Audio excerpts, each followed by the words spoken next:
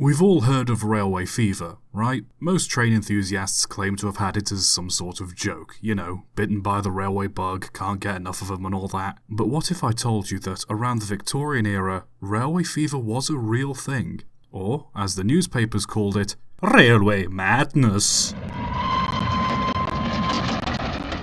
By the 1800s, Britain was changing rapidly. The design of the steam locomotive was refined enough to be safe and practical, allowing railways to become significantly more efficient and a much better alternative to canals for transporting goods. As more and more railways sprang up, more and more people were able to travel along them as passengers. What was once a trip that would take nearly an entire day by horse now simply took a few hours by train. Truly they were revolutionary machines. For some people, however, they may have been a little too revolutionary. For some reason around the 1850s, there grew a troubling number of reports of men suffering from bouts of madness while travelling on trains. Seemingly ordinary, everyday gentlemen would pay for their tickets, step into their compartment, and once the train was underway, seemingly go crazy. Some would climb out of compartment windows as the train was travelling, while others would strip completely naked in the company of other passengers. You also have to remember that, at the time, Victorian railway carriages were still mostly based on horse-drawn carriages in design, with them having small, separated compartments with no connecting corridors between them.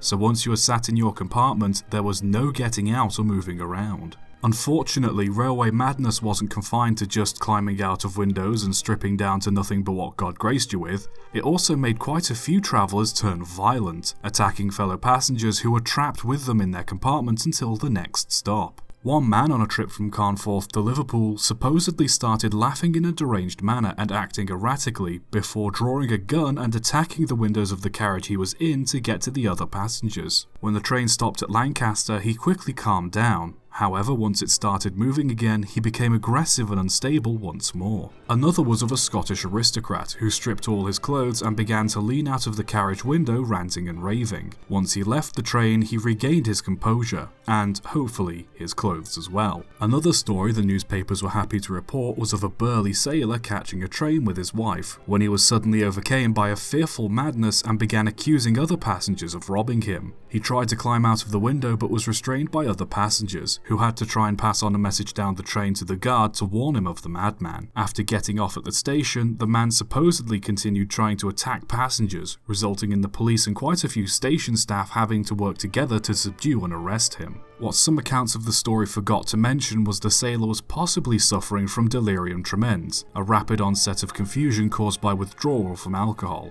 Nonetheless, he was still known as one of the many accounts of people going batshit bananas simply from travelling by train. Need I add the story of the man who climbed out of his carriage and moved along the narrow outside ledge to try and climb into another compartment? An American man wrote a letter to the Times in 1854, remarking that he'd never travel in an English railway carriage without a loaded revolver for fear of being locked in with a madman.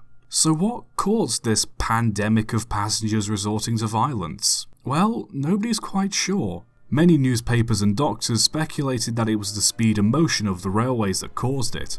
The rocking of the carriage mixed with the sound of the engine, the speed of the train and the visuals of the countryside whizzing by, all the while confined in a small space, would cause an imbalance in the brain or simply be too much for the mind to deal with, and thus drive the poor soul to insanity. Some speculated that it wasn't entirely the railway's fault, but rather the rapid modernisation of the world. Going from horse and carriage to 50 miles an hour on a train while factories and cities got bigger and the way society changed because of this may have been too much for some people. And all it took was a ride on a train for it all to set in. This was backed up by some former explorers remarking that such violent behaviour was unheard of in less developed countries. Some even believed that it was a result of lack of masculinity, and that railways caused men to suffer from the same types of hysteria that were believed to only be present in women.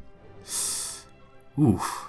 Despite these random acts of madness, it wasn't unheard of for railways to cause some genuine mental issues for some people. Charles Dickens struggled to travel by train after being involved in a railway accident in 1865. His children noted how he'd grab hold of the chair and look straight at the floor. He would sweat and tremble. Another traveller joked that the upset he experienced in an accident was so great it helped cure his rheumatic fever. But these were accidents that resulted in trauma, not just the experience of travelling by train. Eventually, as railways became more and more a part of everyday life, cases of railway madness began to disappear. It's unknown why it ever happened in the first place, but the Victorians' obsession with shock stories naturally made it very well known to the public eye. While other rumours and myths about railways were soon blown off as bogus, such as women's uteruses flying out of their body if they went too fast, or you simply melting for travelling at speeds faster than that on horseback, railway madness was a genuine issue. Whatever the reason, it must certainly have been tense to travel by train. So next time you're travelling by train, count yourself lucky that the chances of you being trapped with a lunatic for the rest of your trip is much slimmer than it used to be.